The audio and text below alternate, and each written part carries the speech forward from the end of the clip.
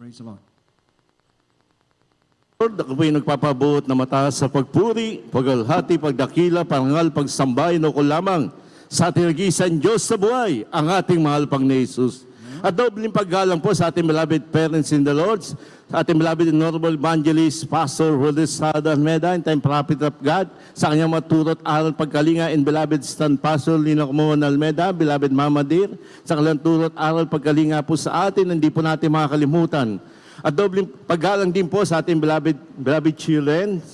Amen, praise the Lord. Sa ating po sa lahat po ng ating mga kapatiran po nandito po. Magandang hapon na po sa ating lahat, sa ating webcast viewers, sa ating beloved preacher, sa lahat po ng manggagawa. Purihin natin mahal pang ni Jesus. Ako pinagpupuri, nagpapasalamat ko.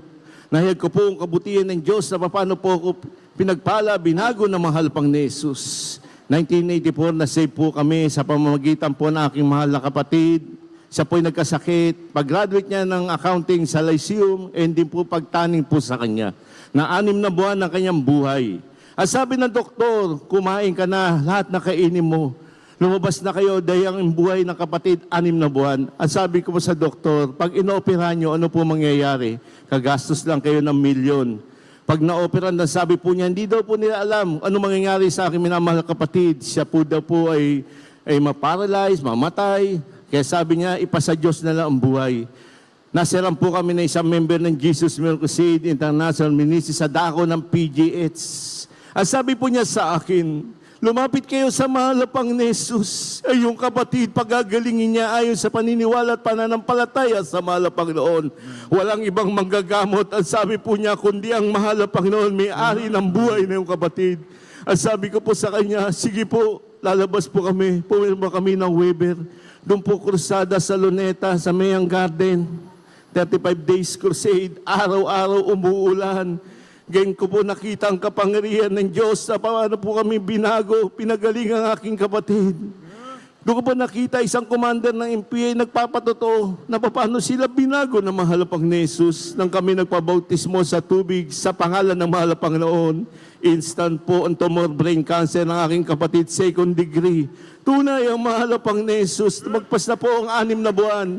Bumalik po kami sa doktor upang isira ng doktor na may tao ng Diyos na nanalangin sa atin araw-gabi na gaya uno. Ating minamahal ginagalang na Pastor Rodriguez Almeida. At sabi ng doktor, bakit buhay ka pa?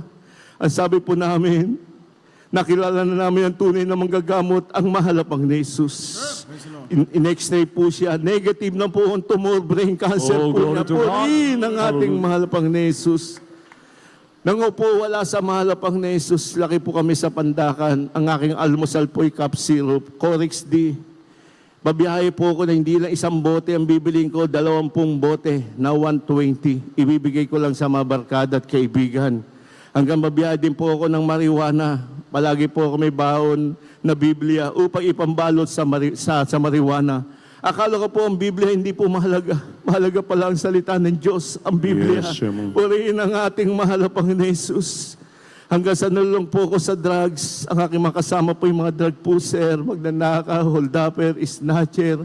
Akala ko po ang buhay ko wala na pong pagbabago. Ngunit nakilala namin ang mahalapang ni Jesus.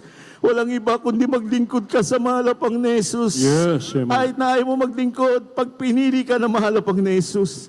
Ang aking kapatid po yan, tunay na lubos kaming pinagpala. Nang nakilala po namin ang mahal na Panginoon, binago po ko, pinagaling sa mga drugs na po yan. Hanggang sa kakainom ko po ng alak, nagkasakit po ko sa atay. Purihin ang ating mahal na Panginoon Jesus. Doon ko po nakilala ang mahal na Panginoon Jesus na paano po ko baguhin hanggang sa nagtatag ako ng fraternity, Alpha Kappa Rho, Skepron International, Acro. Hanggang dumami na po ang member, almost 500 na po. Dumami din ang aking kaaway sa pag-aaral ko po ng college. Tinuturuan ko sila mag-drugs. Tunay ang mahal na Panginoon Jesus nang nakilala ko mahal na Panginoon. Binago po ang buhay ko. Pinagaling ang karamdaman. Higit sa lahat, nagmana ako ng buhay na walang hanggan. Ang mga barkada ko po, asan po sila? Kundi ko po nakilala ang mahal na Panginoon. Doon din po ako sa kulungan mapupunta. Ang aking makasama na sa Manila City Jail hanggang sa maximum. Sinilang ko po sila na mayroong nagmamahal sa atin, ang mahal na Panginoon Jesus. Huwag niyo sayangin ang buhay niyo. Lumapit kayo sa mahal na Panginoon. Babaguhin ang iyong buhay. Purihin natin mahal na Panginoon Jesus. Sa pag-iingat naman ng mahal na Panginoon Jesus. Ang aking anak po yan, 8 years old po siya. Ang bata, pag nasagasaan ng kotse, sigurado po yan, mamamatay po yan. Ngunit, ang mahal na Panginoon Jesus, pinag-ingatan po ang aking anak. Habang glory to nababangga po siya, gumugulong siya ng 4 o 5 gulong, nakikita ng sanlibutan, may tao doon nakaputi, na binabalot po siya.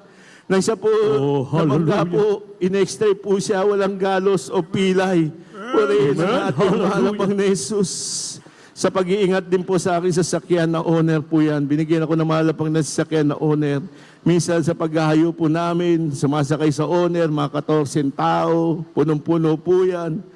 Purihin natin mahal na Panginoon Jesus. Sa pag-iingat ng mahal na Panginoon Jesus, ang gearbox, pag naputol, wala na ang manubela mo.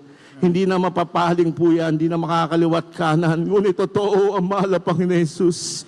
Bago siya maputol, tumabi muna po ang owner. Oh, glory to Sa God. imala ng mahal na Hallelujah. Panginoon, yung bakal pinagduktong ko, tinalian ko lang ng goma. Goma po ng terador. Ang goma ng terador, pinatibay ng mahal na Panginoon Jesus. Amen. At sabi ko, mahal na Panginoon, totoo ka. Pagduktungin mo yung bakal na yan. Sa pamamagitan ng tali ng goma na to, patibayin mo siya. Sabi ko, mahal na Panginoon, gusto ko sa paghinto ko, dali mo na ako sa talyer. Tumakbo pa ako ng mga 3 kilometer hanggang sa paghinto, diretso po sa talyer. Purihin ang ating mahal na Panginoon Jesus. Hallelujah, praise the Lord. At sabi ko, mahal na Panginoon, bigyan niyo naman kami ng bagong sasakyan. Dahil po, sa owner na po to, pag maaraw, mainit, pag umuulan, nababasa po kami, nagpapayong din po kami. Binigyan po ako ng sasakyan, brand new, Honda BRV. Oh, glory to God. Sabi ko, mahal na Panginoon, nangungupahan kami. Ilang taon na kami nangungupahan. Bigyan mo kami ng bahay.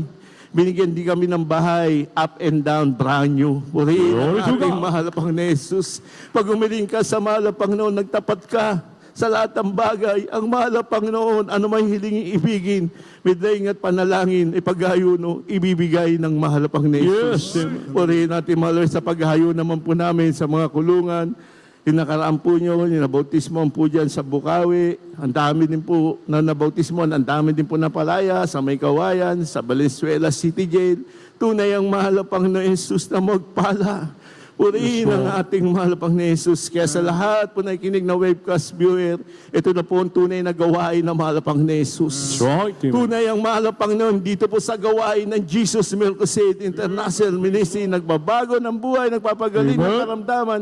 Higit sa lahat, nagmamana ka ng buhay na walang hanggan. Hanggang dito lang po, papuri, pagpapasalamat, tangis sa ating mahal Panginoon Jesus. Amen. Amen. Praise the Lord. God bless you. Amen. Praise the Lord. God bless po sa ating beloved preacher, Brother Ferdy Labarda.